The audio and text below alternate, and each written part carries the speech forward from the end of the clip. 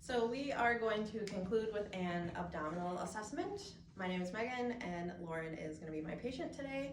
First thing that we would do is we would inspect from the patient's right side. So we just want to make sure that skin color is uniform. You're looking for any kind of ecchymosis, so no gray turners, which would be on the lateral flank, no Cullens, which would be bruising around your belly button or your umbilical area. You're looking for venous pattern. You want to make sure that everything is nice and symmetrical. Make sure that there are no lesions, scars, striae. If there are, just inquire as to where they came from, past surgeries, what have you. Contour, Lauren is flat and symmetrical. And then surface motion, make sure that with respiration, there's no pulsation. If there is visible peristalsis, that's a normal finding. Her umbilical area is midline and inverted, and there are no hernias, at least visually. After that, we would move on to auscultation. So you're gonna listen to all 4 vowel sounds with the diaphragm.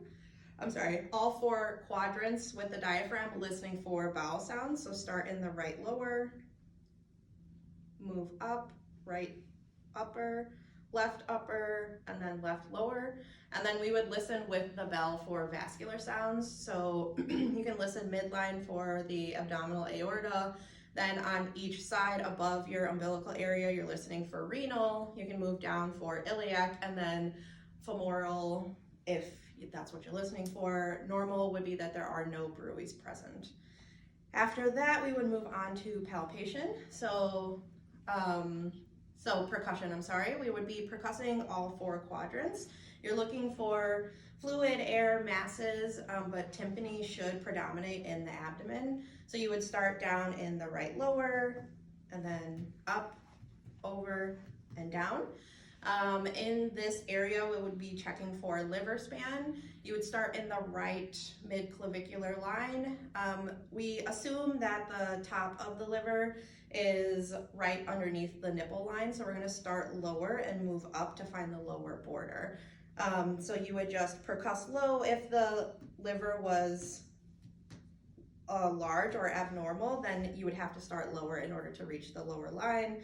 And then what we would do is have the patient take a big deep breath in and then percuss up, and then your descent should be about 1 to 2 centimeters below where you originally found the lower border.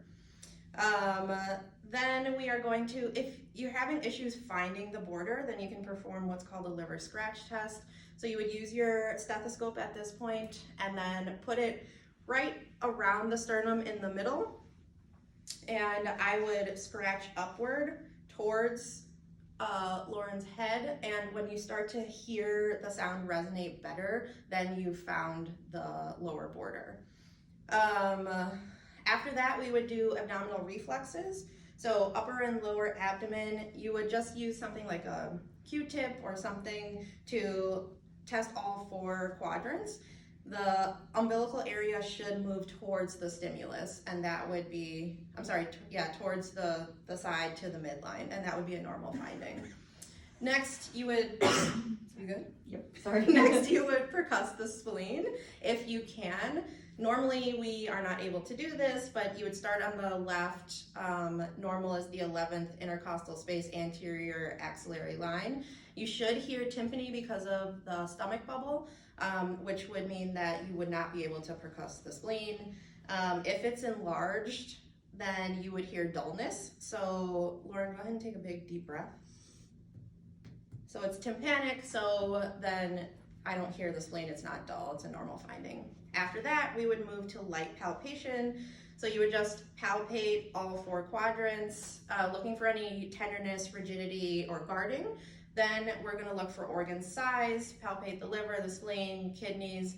Normal is that you shouldn't really be able to feel any enlarged organs within the abdomen. After light palpation, you wanna move to deep. So you would put your hands one over the other and push about 5 to 8 centimeters deep. Within normal limits is that there are no masses, no pain, no tenderness. And then last, we're gonna sit up. And we're going to percuss by the CVA angle in the back. So I'm gonna put my my palm over her back here and just hit with my fist. The normal finding is that there should be no pain. If you were to have pain, then that would be like a pyelonephritis issue, something like that. It should just be a thud and no pain whatsoever. Thank you.